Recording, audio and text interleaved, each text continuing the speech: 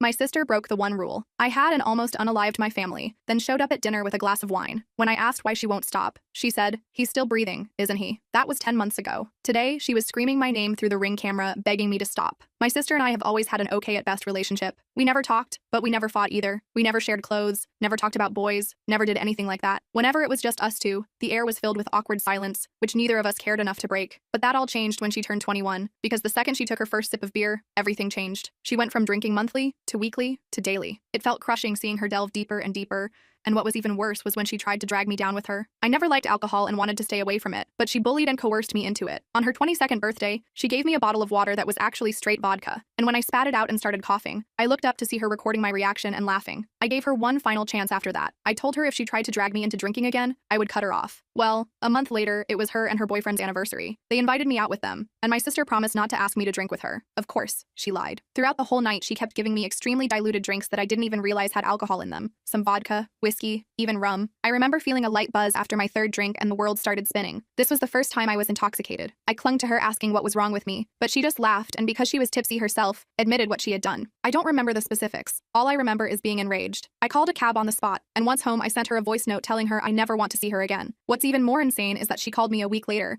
blaming me for ruining her party, because everyone looked at her like she was an eye-hole after finding out why I left. I didn't even respond, just hung up. Life went on without her. I soon met the love of my life. We got engaged, got married. My sister wasn't invited, never even attempted to reach out. But then, coincidentally, when I was pregnant, she sent me a message. She said she saw my Facebook post about having a baby with my husband on one of her friends' accounts, and seeing it made her realize nothing is more important than family. She apologized and begged for another chance. I was very reluctant, but eventually agreed. We met up for coffee at a little brunch spot, and even though she was nice and apologetic, she still had 3 glasses of wine, which let me know she was still drinking regularly. I asked about it, and she said alcohol was a part of her life she never wishes to give up, but she did promise that if let her back into my life, she'd never drag me into drinking again. I thought long and hard about it, and I agreed. I wasn't sure what to expect, but everything actually went fine. She respected my boundaries, never asked me to drink, and never got more than tipsy in front of me. But then last week she came over to my house, and that was when I realized resuming contact with her was the worst thing I could have done. This was the first time I'd let her come over after my baby's birth. I had warned her that she wasn't allowed to go near the baby if she drank, and she told me that was no problem. I still had a bad gut feeling about it, but the last year gave me good reason to trust her, so I pushed my worries away. But then she came over with 2 bottles of wine. We all had a pleasant chat, and even my husband had a glass. I, however, did not drink. My sister almost finished the 2 entire bottles herself and was quite hammered. Still, the evening was going okay, but then she asked to use the bathroom. I pointed her upstairs, and after waiting a few minutes, I went to check on her to make sure she wasn't getting sick. But when I went up, she wasn't in the bathroom.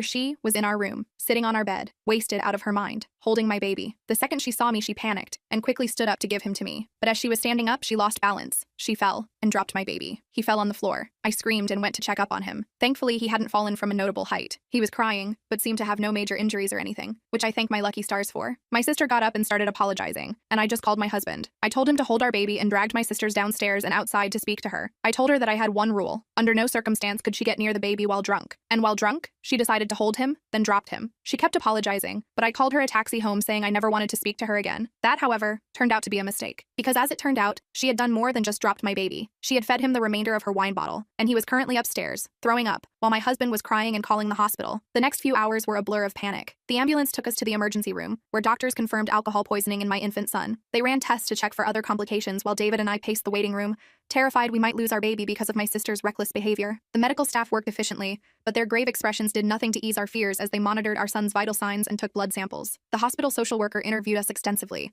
looking suspicious when we explained how our son had ingested alcohol. I could see in her eyes that she thought we might be covering something up. They started a mandatory child welfare investigation, making us feel like criminals when we were the victims. We had to answer the same questions repeatedly, describing the incident in excruciating detail while our baby received treatment in another room. I tried calling Megan repeatedly during this nightmare, but she wouldn't answer. Texts went unread, voicemails unheard. She had simply vanished after the ambulance took us away. David had made her leave our house, but we expected at least a call to check if Jackson was all right. Her complete disappearance only confirmed that deep down, she knew the gravity of what she'd done. After an agonizing night at the hospital, the doctors finally told us Jackson would be okay. There was no permanent damage detected, though they warned us that even small amounts of alcohol could potentially cause developmental issues that might not be immediately apparent. We'd need to monitor him closely and bring him for follow-up appointments. The relief nearly buckled my knees, and David and I clung to each other, sobbing with gratitude that our son had escaped serious harm. When we brought Jackson home the next day, I was filled with equal parts relief and rage. My sister had endangered my child's life and then disappeared without taking any responsibility. That afternoon, while Jackson napped under David's watchful eye, I drove to Megan's apartment, running on adrenaline and no sleep. My knuckles were white on the steering wheel as I rehearsed what I would say, determined to make her understand the consequences of her actions. I pounded on her door until her boyfriend Thomas answered, looking hungover and confused. He claimed Megan wasn't there and hadn't come home last night after visiting us. I showed him photos of Jackson in the hospital and explained what happened. The color drained from his face. His shock seemed genuine, suggesting Megan hadn't even told him what had transpired. She's been getting worse, he admitted, drinking more than ever. I've tried to help, but you make excuses for her. I finished his sentence. You're enabling her, and she almost killed my baby yesterday. The words came out sharp and clear, cutting through whatever defense he might have been preparing. He denied this, saying she'd been through tough times that I didn't understand. I lost it then, telling him exactly what I thought of both of them. Before leaving, I made it crystal clear. If either of them came near my family again, I'd have them arrested. His stammered apologies followed me down the hallway, but they meant nothing compared to my baby's safety. Back home, I found David holding Jackson, who was thankfully sleeping peacefully. We agreed immediately. My sister was permanently cut from our lives. We blocked her number, social media accounts, and email addresses. We installed a simple security camera at our front door. We documented everything that had happened for potential legal action if necessary. The decisions came easily. Our son's safety was non-negotiable. For a week, we focused solely on Jackson's recovery, taking turns monitoring him day and night. He seemed to be bouncing back well, showing no lasting effects from the ordeal. We were just starting to breathe easier when my phone exploded with messages from relatives. Megan had posted a tearful, clearly intoxicated video online claiming I was keeping her from her nephew out of spite. She described herself as a loving aunt who made one tiny mistake and was now being cruelly punished. The video had prompted a flood of family members to contact me,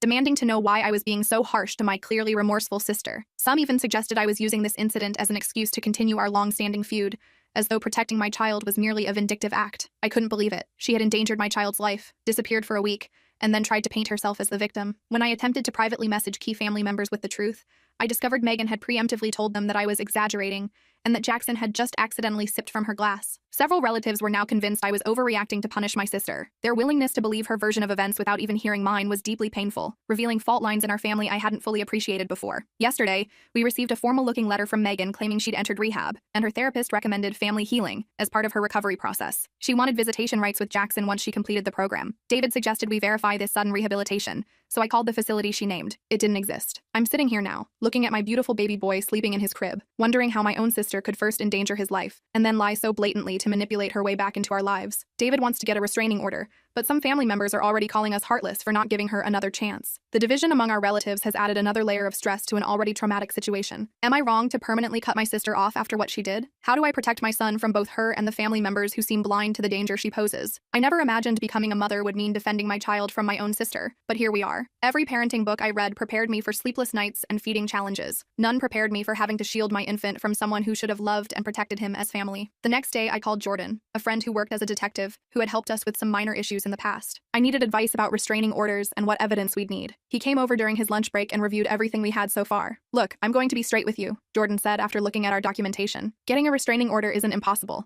but judges typically need more than one incident to establish a pattern of behavior. I showed him the fake rehab letter, the social media posts, and played the drunken video Megan had posted. His expression grew more serious with each piece of evidence. Document everything, he advised. Every text, every call, every social media post. Set up cameras if you can afford them. And most importantly, don't engage with her directly. After he left, I set up a separate email account just for documenting Megan's harassment. I forwarded all the messages from relatives, screenshots of her social media posts, and wrote a detailed account of what happened with Jackson while it was still fresh in my mind. David installed additional security cameras covering our backyard and driveway. That night, we got our first alert from the front door camera. I checked the footage expecting a package delivery or something innocent. Instead, I saw Megan stumbling up our walkway at 11:30 p.m., clearly intoxicated, with a bouquet of flowers and a teddy bear. She rang the doorbell repeatedly, then sat on our porch for nearly 20 minutes before leaving the items with a note. David went out to retrieve them when she was gone. The note read, "I'm so sorry for the misunderstanding. Please let me see my nephew. He needs his auntie in his life. Love, Meg." The flowers reeked of cigarette smoke and alcohol, like she'd brought them straight from a bar. I added this incident to our documentation file and threw everything in the trash. The fact that she'd come to our home drunk just proved she hadn't changed at all. The next morning, I called our pediatrician to warn them that Megan might try to access Jackson's medical records. They added a note to his file requiring additional verification for any information requests. Later that day, I received a call from the pediatrician's office. "Mrs. Mitchell, this is Stacy from Dr. Peterson's office. I wanted to let you know that someone claiming to be your sister called requesting copies of Jackson's records. Following your instructions, we declined to release any information." My blood ran cold. Did she say why she wanted them? She said she was helping you gather documentation for for a specialist consultation. When we asked for the authorization form you supposedly signed, she hung up. I thanked Stacy for the call and immediately contacted Jordan again. He said this strengthened our case but still wasn't quite enough for an emergency restraining order. He suggested we notify Jackson's future daycare about the situation. The following day, David and I visited Little Explorers Daycare where we'd planned to enroll Jackson when I returned to work. As we explained our situation to the manager, Karma, her expression shifted from professional politeness to concern. Actually, she said hesitantly, someone matching your sister's description was here yesterday,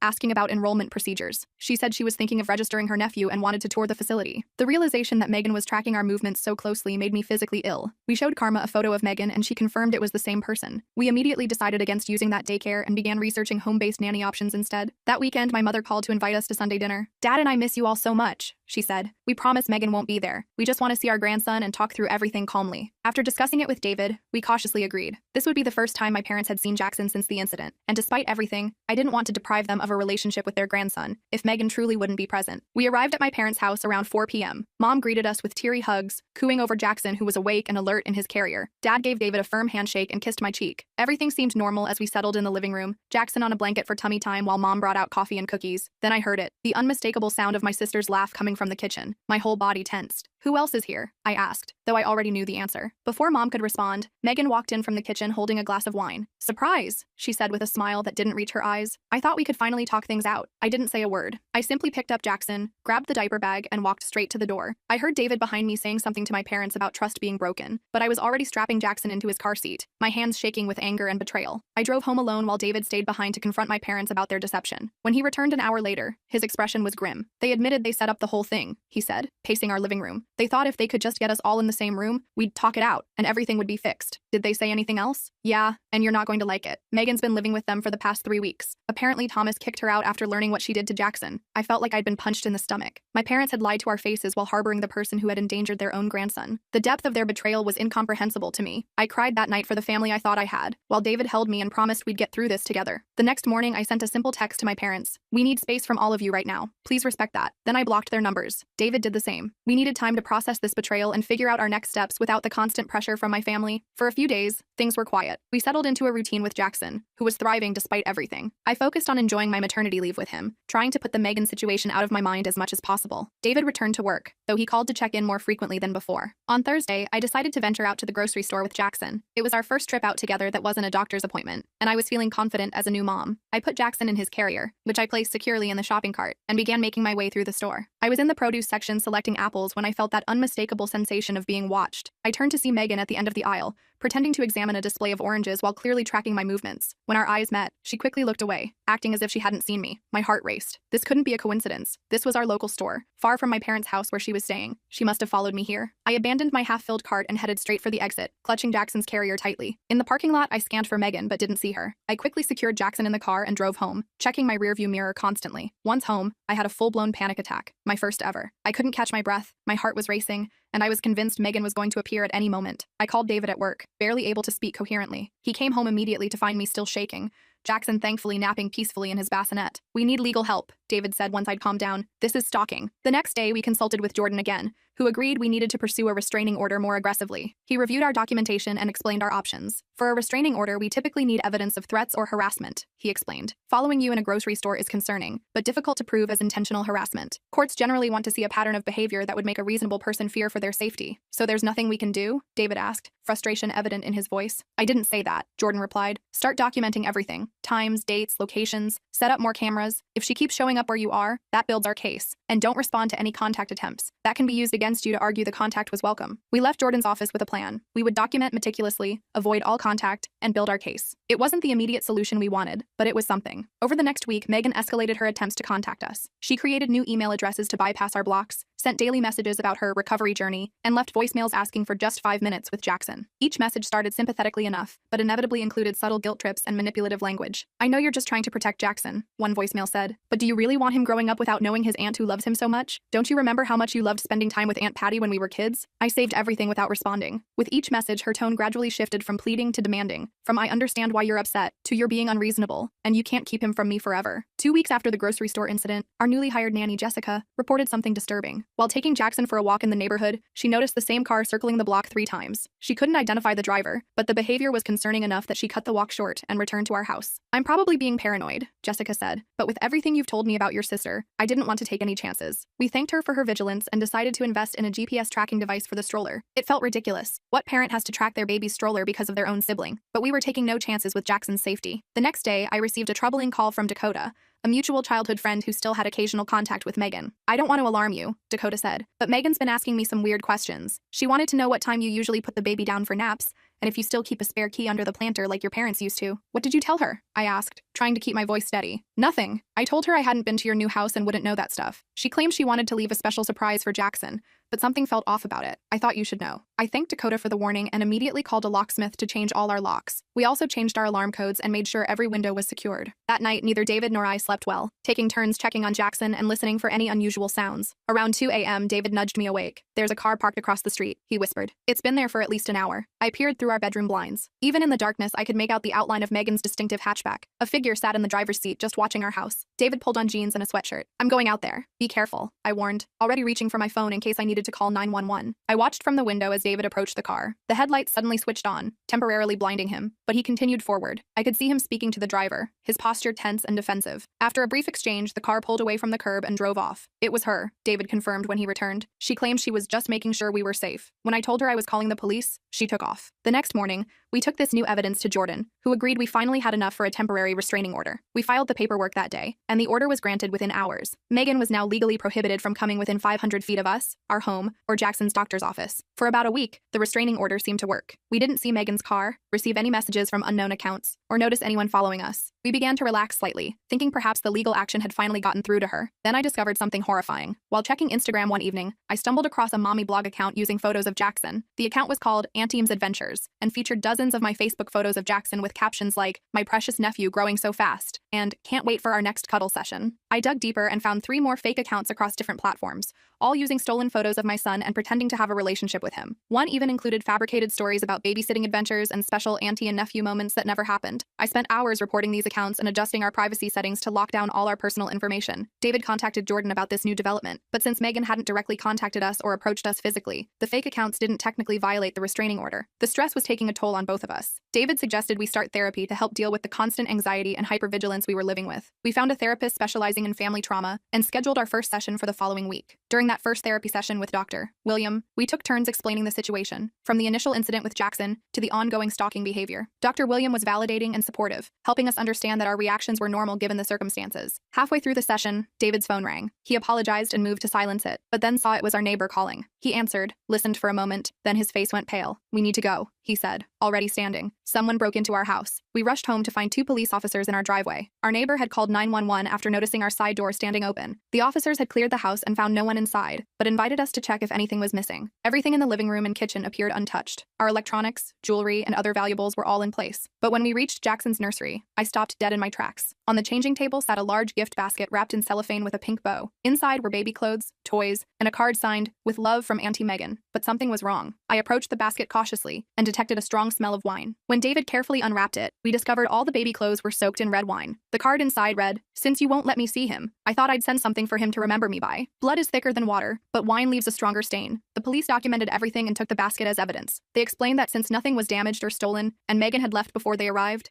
they could only add this to our case file. The officer suggested we consider installing more security cameras and perhaps getting a dog as an additional deterrent. After they left, David and I sat on the couch in stunned silence. The violation of our home, specifically our baby's room, left me feeling violated and terrified. The wine-soaked clothes were a clear reference to the original incident and showed that Megan not only felt no remorse, but was actively taunting us about it. "We can't stay here," I finally said. "She knows where we live, she can get in anytime she wants, and the police can't do anything until after she's already done something." David agreed. "My parents have been asking us to visit. Maybe we could go stay with them for a while. They live in Lakeside. She wouldn't think to look for us there." The next day, we packed essentials for an extended stay, installed additional security cameras that would send alerts to our phones, and drove to David's parents' house in Lakeside. We didn't tell anyone where we were going, not even our close friends, fearing the information might somehow get back to Megan. David's parents, Michael and Barbara, welcomed us warmly, converting their home office into a temporary nursery for Jackson. They were horrified by our situation and promised to help however they could. Their house was in a quiet, gated community with good security, which gave us some peace of mind. For the first 3 days at his parents' house, I finally relaxed enough to sleep through through the night. Being away from our home and the constant fear of Megan appearing gave me space to breathe. Jackson seemed to sense the change in atmosphere too. He was smiling more and fussing less. On the fourth day, my phone chimed with a text from an unknown number. "Nice place. The garden looks peaceful." My blood ran cold. I showed David the message, and he immediately went outside to scan the neighborhood. There was no sign of Megan, but the message was clear. She had somehow found us again. Michael, David's father,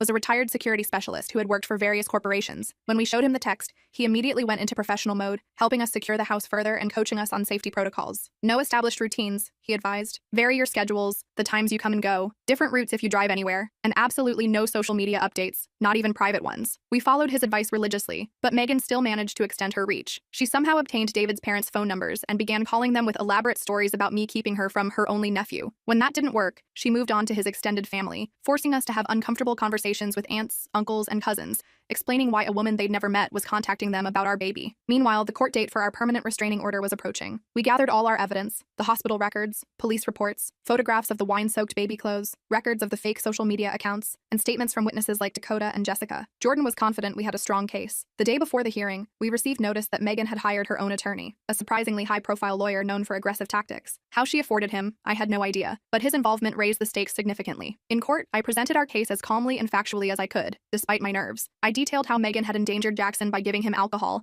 her subsequent stalking behavior, the break-in, and the ongoing harassment. Our documentation was thorough and well-organized, thanks to my obsessive record-keeping over the past weeks. Then Megan's lawyer stood up. He portrayed her as a struggling alcoholic who had made one terrible mistake and was being unfairly punished while trying to recover. He claimed I had a history of exaggerating Megan's behavior due to childhood jealousy, and that I was using this incident to permanently cut her off from family connections she desperately needed for her recovery. "My client has enrolled in rehabilitation, Your Honor," he said smoothly. "She acknowledges her grave error in judgment but is actively seeking help. Permanently severing family ties through this order would be detrimental to her recovery and denies the possibility of supervised reconciliation in the future." The judge asked several pointed questions of both sides, then announced he would take a 30-day continuance to review all evidence before making a final decision. In the meantime, the temporary restraining order would remain in effect. We left the courthouse feeling deflated. We'd hoped for immediate resolution, but now faced another month of uncertainty. As we walked to our car, I spotted my mother standing near the courthouse steps. She approached cautiously, looking thinner and more tired than I remembered. "Can we talk?" she asked. "Just for a minute." David squeezed my hand but stepped away to give us privacy. I crossed my arms defensively, not ready to forgive her betrayal. "Megan told us she's having suicidal thoughts," my mother said without preamble. "She says being cut off from family is killing her. Can't you drop this restraining order and let us work together as a family to help her?" I couldn't believe what I was hearing. "Mom, she gave alcohol to my infant son. She broke into our house. She's stalking us. And you want me to just forgive and forget because she says she's suicidal?" My mother looked down. "We're just trying to help both our daughters. Is that so wrong? How did she find us at David's parents' house?" I asked suddenly, a suspicion forming. My mother's guilty expression confirmed my fears before she spoke. "I might have mentioned where you were staying. I didn't think it was a secret." The betrayal hit me all over again. My own mother had compromised our safety, all while trying to guilt me into dropping protections for my child. I took a deep breath, fighting back tears. "We're done here," I said quietly. "Don't contact us again until you decide which daughter's well-being you actually care about." I walked away, joining David at the car. As we drove back to his parents' house, I explained what had happened. We decided it was time to cut contact with my parents as well, at least temporarily. They had proven they couldn't be trusted with even basic information about our whereabouts. That evening, David's mother handed me a sealed envelope that had been dropped off while we were at court. "A young man delivered this," she explained. "He said it was important." Inside was a handwritten letter from Thomas, Megan's ex-boyfriend. He explained that he'd broken up with her after witnessing her obsession firsthand and wanted to warn us about her deteriorating mental state. "She talks about rescuing your baby all the time," he wrote. "She's drinking heavily again and has a whole wall covered with photos of him printed from your old social media. I'm truly scared for what she might do and thought you should know." We immediately provided this information to Jordan and the police, who finally began taking our concerns more seriously. Jordan filed an addendum to our restraining order request, including Thomas's letter as new evidence. The night before our rescheduled court date, the security system at David's parents' house triggered an alert. The cameras captured Megan attempting to enter the backyard by scaling the fence. The alarm had activated automatically,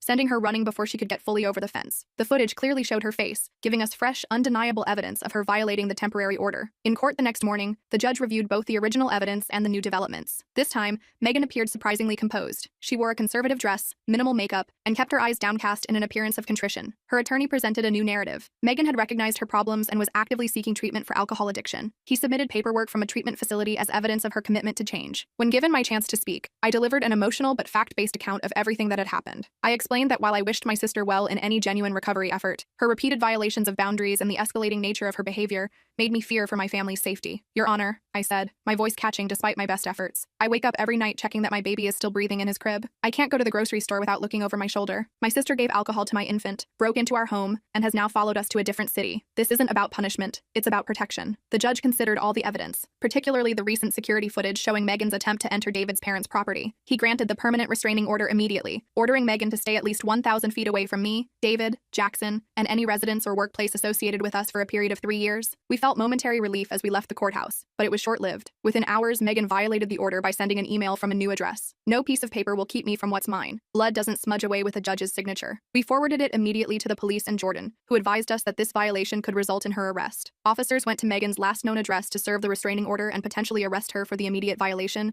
but discovered she had vacated her apartment days earlier. What they found there was disturbing. According to the officer who called us, her apartment was filled with empty liquor bottles and a wall covered with printed photos of Jackson, some taken from social media, others clearly photographed through windows or from a distance. There were also maps with our routines noted, including Jackson's usual nap times and when David typically left for work. An alert was issued for Megan's apprehension, which only intensified our fear. Not knowing where she was or when she might appear next meant we couldn't let our guard down for a moment. We decided to remain at David's parents' house rather than return home, feeling at least somewhat safer with the gated community and additional security measures. 3 tense days passed with no sign of Megan. We began to hope that perhaps she'd left the area entirely, seeking a fresh start somewhere else. David even ventured back to our house briefly to collect more of our belongings, reporting that everything seemed untouched since we'd left. On the 4th day, Jessica took Jackson to the community park within the gated neighborhood. David's mother went along, giving me my first hour alone in weeks. I used the time to shower and actually blow-dry my hair, small acts of self-care that had become luxuries in our constant state of vigilance. My phone rang just as I was finishing. It was Jessica, her voice tight with controlled panic. "I think I just saw your sister," she said quietly. "There's a woman who's been following us around the park for the last 20 minutes. She's keeping her distance, but I recognize her from the photos you showed me." My heart raced. "Where are you now?" "Near the playground. Your mother-in-law is with Jackson on the swings." I stepped away to call you. "Stay with them," I instructed. "David will be there in 2 minutes. I'm calling the police." I hung up and immediately called David,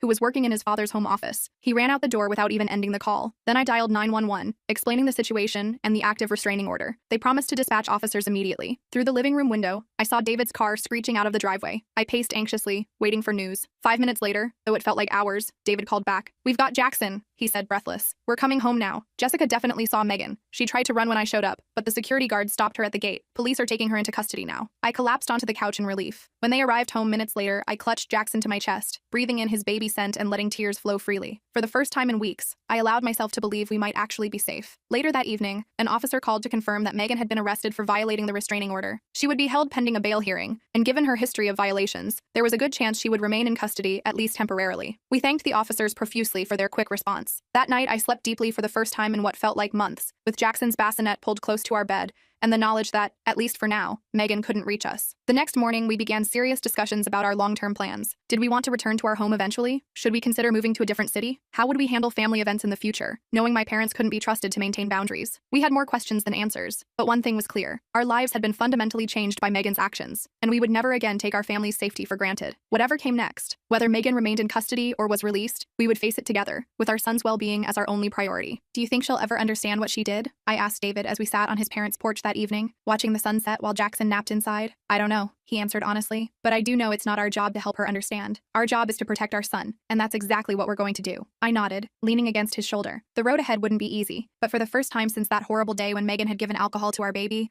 I felt like we might actually find our way through this nightmare. The bail hearing was set for the next morning, and David insisted on attending to make sure the judge understood the severity of the situation. His mom offered to stay with me and Jackson, which was a relief since I wasn't mentally ready to face Megan again so soon. When David returned a few hours later, his expression was a mix of relief and concern. "She got bail," he said, dropping onto the couch beside me. "But there are conditions. She has to wear an ankle monitor to track her movements, submit to weekly drug and alcohol testing, and stay at least 1,000 feet from us at all times." "How did she seem?" I asked, bouncing Jackson gently on my knee. "Oddly calm. Her lawyer did most of the talking. She just sat there staring straight ahead. The only time she showed any emotion was when they mentioned the alcohol monitoring. She actually argued with her lawyer about it. That didn't surprise me. Even with everything at stake, alcohol was still her priority." We decided to remain at David's parents' house a while longer, not quite trusting the monitoring system to keep us safe. Jackson seemed happy enough with the arrangement, thriving under the additional attention from his grandparents. 2 weeks later, we received a call from Jordan. He'd been keeping tabs on Megan's case and had news. They did a full substance abuse evaluation as part of her bail conditions, he explained. The assessment revealed more than just alcoholism. The psychologist found concerning personality disorder traits that might explain her fixation on your son. What does that mean for us? I asked. The court has ordered her to undergo dual treatment, both for alcohol addiction and for her mental health issues. It's actually a good thing. She'll get more comprehensive monitoring than just for the drinking. I felt a strange mix of emotions at this news. On one hand, it was validating to hear professionals confirm what we'd suspected, that Megan's issues went deeper than just alcohol. On the other hand, a diagnosis didn't undo the trauma she'd caused or guarantee she'd actually improve. About a month into Megan's court-mandated treatment, we received a formal letter from her therapist. They were requesting a supervised family session as part of her treatment plan. The letter emphasized that our participation was entirely voluntary and would only occur in a controlled, therapeutic environment. David and I discussed it with our own therapist, Dr. William, who we'd continued seeing through video sessions. I'd advise against it at this early stage, he said. Megan needs to show sustained progress in her individual therapy before family involvement would be beneficial. And even then, I'd recommend starting with just you two adults, not including Jackson. We sent a polite but firm response declining the invitation, explaining that we weren't ready for direct contact. To our surprise, the therapist responded with understanding, saying they would continue working with Megan individually and might reach out again in the future if appropriate. Around this time, my parents made another attempt at reconciliation. My father called David's cell phone, knowing I probably wouldn't answer if they tried me directly. "Please just listen," Dad said when David reluctantly put him on speaker. "Your mother and I have been doing a lot of thinking. We spoke with Megan's doctors too. We understand now that we've been enabling her behavior for years, making excuses instead of holding her accountable. That's great, but it's a little late," I replied, not bothering to hide the bitterness in my voice. "We know," Mom chimed in, apparently also on the call. "We failed both our daughters. We failed you by not protecting you from her behavior, and we failed her by not getting her help sooner. But she is truly changing this time. The doctors say her progress is remarkable." I sighed, exhausted by the cycle of hope and disappointment. Even if that's true, protecting Jackson comes before anyone's feelings, including yours, including hers, and including mine. There was silence on the other end, then my father's voice, softer now. "We understand that. For the first time, I think we really do." I didn't make any promises, but I did agree to let them continue receiving updates about Jackson through email and photos. It was a small concession that cost me nothing but might help rebuild some kind of relationship eventually. Still, I made it clear that any information shared with Megan would result in immediate cutting of communication again. 6 months passed with relative calm. According to reports from her treatment facility, Megan was complying with all requirements. She attended therapy sessions, maintained sobriety, verified by testing, and hadn't violated the restraining order or monitoring conditions. We gradually settled into a new normal, eventually returning to our own home after installing a comprehensive security system that would make a bank vault jealous. Then a formally worded letter arrived, delivered through her therapist as allowed by the court. In it, Megan acknowledged her actions without excuses or manipulation. She expressed remorse for endangering Jackson and for the subsequent stalking behavior. She didn't ask for forgiveness or access to Jackson, just acknowledged the harm she had caused and her commitment to recovery. I read it several times, analyzing every word for hidden manipulation or guilt trips. Finding none, I showed it to David. "What do you think?" he asked. "I don't know," I admitted. "It seems genuine, but we've been fooled before. I'm not ready to respond, but I won't throw it away either." We decided to acknowledge receipt of the letter through her therapist, but maintained our position that direct contact wasn't currently on the table. The therapist continued sending occasional updates, all indicating significant improvements in both Megan's sobriety and understanding of boundaries. I remained cautious, insisting on concrete evidence of change. Over an extended period before considering any kind of reconciliation, we agreed to receive updates but refused direct contact until she demonstrated at least 1 year of stability. It was a hard line, but one David fully supported. Some family members called us stubborn, but they hadn't lived through what we had. 14 months after Megan's arrest, her therapist reached out again, proposing a carefully controlled meeting in their office. The idea sent me into an anxiety spiral. Despite all evidence of Megan's progress, the thought of facing her brought back all the fear and trauma. David suggested a compromise. "What about a video session first? That way we could disconnect immediately if things went south." It seemed like a reasonable middle ground. We scheduled the session for the following week, with her therapist moderating and our therapist, Dr. William, joining to support us. When Megan's face appeared on the screen, I was struck by how different she looked. Her complexion was clearer, her eyes brighter and more focused. The slightly bloated appearance that comes with heavy drinking was gone. She seemed genuinely transformed. "Thank you for agreeing to this," she began. "I know it couldn't have been an easy decision." For the next hour, she spoke candidly about her recovery journey. She acknowledged the harm she'd caused without excuses, taking full responsibility for her actions. She talked about the work she'd done to understand the roots of her alcoholism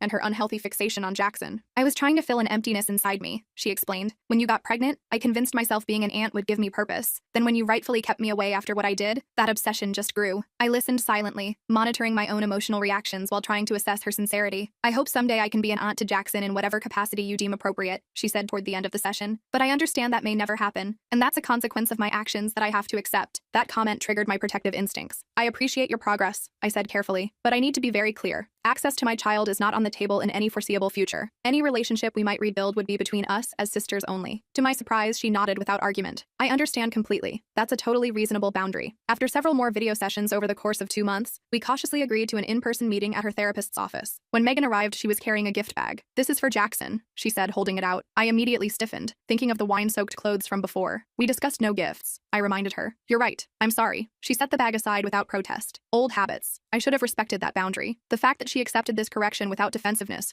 was actually more convincing than any apology could have been. Throughout the session, she remained focused on making amends to me and David, rather than trying to establish any connection to Jackson. When my parents learned we were having these meetings, they immediately started pressuring us to accelerate the reconciliation process. It's been almost 2 years, my mother argued during a phone call. Megan's done everything the courts and doctors have asked. Don't you think it's time to be a family again? No, I said firmly. Rebuilding trust takes years, not months. The fact that you're trying to rush this shows you still don't fully understand the situation. That shut down the conversation quickly. Over time, my parents learned that pushing only resulted in us pulling back further.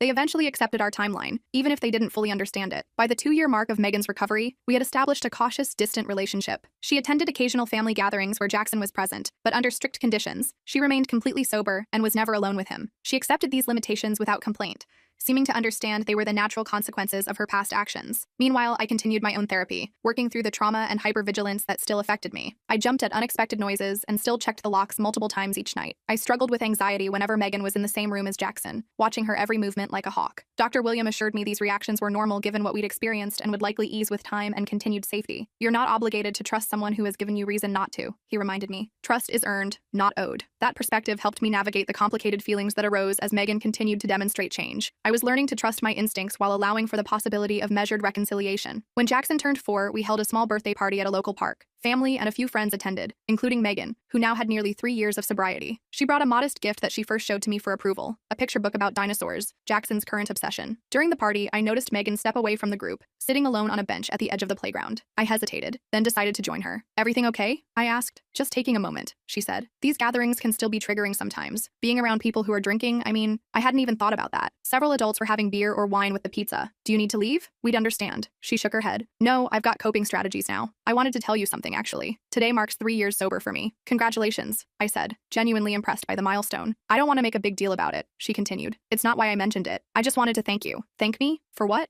For maintaining your boundaries. If you had given in when I was manipulating everyone, if you had allowed me back into your life easily, I probably wouldn't have gotten the help I needed. Your refusal to accept my behavior forced me to actually confront my issues. I didn't know what to say to that. After a moment, I simply nodded and said, I'm glad you're doing better. As I walked back to the party, I realized we had found a new equilibrium. Not the close sisterhood I might have dreamed of as a child, but a carefully managed relationship built on hard-earned respect. Jackson's safety and well-being remained the non-negotiable priority, but there was room now for cautious interaction. Last week, Megan celebrated 4 years of sobriety. She moved to a neighboring town for a job in addiction counseling, using her experience to help others. She maintains appropriate boundaries, always checking before sending gifts for Jackson's birthdays and holidays. She never asks for unsupervised time with him and respects our parenting decisions without question. Sometimes I catch myself watching her interact with Jackson during family gatherings, him showing her his latest Lego creation, her responding with appropriate interest. In those moments, I feel a complex mix of emotions, lingering wariness, sadness for what might have been in a different reality, but also a measured appreciation for the work she's done to change. Jackson knows a simplified version of our history. We explained that Auntie Megan was very sick when he was a baby and made some bad choices that meant she couldn't see him for a long time. He accepts this with the straightforward logic of children, neither particularly attached to her nor afraid of her. As for me, I've come to accept that some wounds never fully heal. I doubt I'll ever completely relax when Megan is around Jackson. I'll probably always have that instinctive urge to move closer when she interacts with him, but the acute fear has subsided, replaced by a vigilant caution that feels manageable. David and I recently discussed having another child. The conversation brought up unexpected anxiety for me. Memories of those terrifying days with Jackson flooded back, but David gently reminded me that we're not the same people we were then. We're stronger, more prepared, with boundaries firmly in place. We can't let fear of what happened in the past stop us from building our future, he said, holding my hand across the kitchen table. He's right, of course. The best revenge against trauma is to not let it control your life forever. We're moving forward cautiously, but deliberately, holding our boundaries firm while allowing for the possibility of growth and change. I still have the letter Megan sent from treatment all those years ago. I keep it as a reminder of how far we've all come, but also as evidence should we ever need it again. Trust, once broken, is never quite the same. But life continues, and families evolve. Ours certainly looks different than I ever imagined, shaped by crisis and painful reckonings, but ultimately stronger for having weathered the storm. Sometimes people ask if I've forgiven my sister. That's a complicated question without a simple answer. I've accepted the reality of our relationship as it exists now. I've acknowledged her work toward change, but forgiveness implies forgetting. And as a mother, I can never forget. Instead, I found something more practical and sustainable. A cautious peace built on clear expectations and demonstrated behavior rather than promises or obligations. That's the thing about real life. It rarely wraps up with neat bows and perfect resolutions. Sometimes the best ending isn't reconciliation, but a clearer understanding of necessary boundaries. Sometimes heroism looks like simply protecting your child, day after day, from whatever threats may come, even when those threats come from people who should have loved them. If there's one thing I've learned through all this, it's to trust my instincts as a mother. I knew my sister had problems, but I allowed social pressure and family expectations to override my better judgment. Never again. My son's safety will always come first, regardless of who might be offended by the boundaries we set. For those facing similar situations with family members who endanger your children, my advice is simple. You don't owe anyone access to your child. Not parents, not siblings, not anyone. A relationship with your child is a privilege, not a right. And those who violate your trust with something as precious as your child's safety forfeit that privilege, potentially forever. As for my sister, I hope her recovery continues. I hope she finds fulfillment in her work helping others overcome addiction. I hope the growth she's shown is genuine and lasting. But my priority remains unchanged: protecting my family, maintaining appropriate boundaries, and creating a safe, stable environment for my son to grow up in. That's not a fairy tale ending, but it's a real one. And in the messy, complicated world of family dynamics and addiction, reality is all we have to work with.